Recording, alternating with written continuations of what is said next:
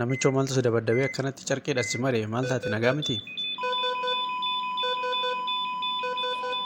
Doktar nagaa maaliin nagaa fatta nagaa maaltu jira? Ani odoon callisee sirbaa deemuyyuu an akkana ta'e nuuf arge abbaa carqiidhaan namarallee quban qabu.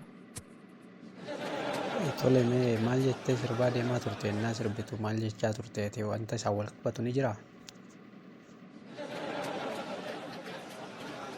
Lakkii doktar ani wanta adda waan sirba hin jiru dura garaa kiyya keessattan yaa milishaa jechaa sirbaa ture jechumarraan tasa afaan hin aba'ee dhiitee kufaa kanarra maaltu dhufa hoggaan jiru aniin booda waan ani yaadde tokko ishiitillee hin jiru doktar.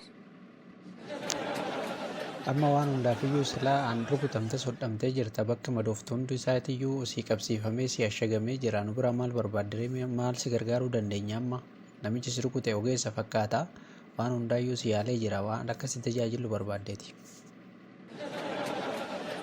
Doktar inni akkuma jirutti ta'ee garuu lafti nutti naannaa gaafa ol jedhee dhaabachuuf jedhu lafti na jalaa fiigaa waan isaan wallaalee isa maal naan jettaati. Isaaf falli isaa salphaadha waan hundaafiyyuu isaaf hin dhiphatin lafti akkasitti naannoofne yookiin akkas hin joonjeessineef callisiitu mammaradhu hojii si rakkoon qabuuti kan hin booda si dhiisa.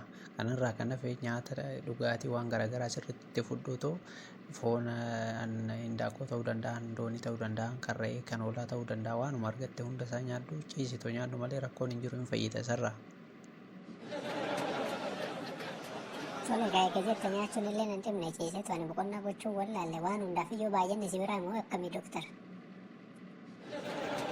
Maali ani qallaba kee hin baasamoo maali guddistuu keessatti fakkaadde ani immoo nama arrabsii jedhee sana sitti wannoo jedhe moo fi ajaji sitti fakkaate moo?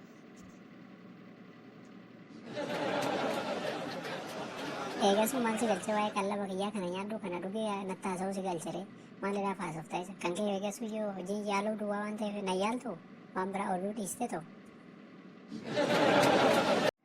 Har'a intarneetirraa maalan arge sitti fakkaate wanta addaa ajaa'ibaa tokkoon argee bar.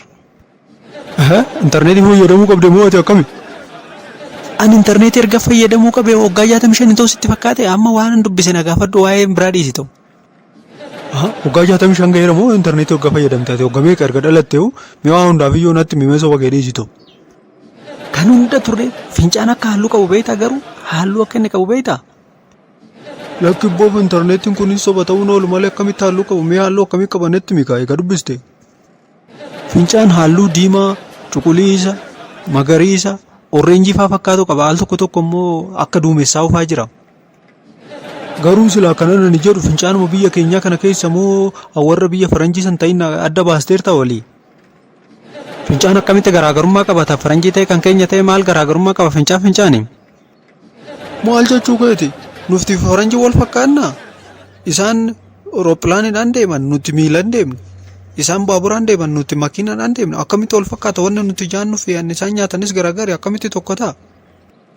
Kanaafiyyuu faranjiin nu gowwoomsite jirtaa eenyutu maxxanse kana faranjii miti maxxanse bar.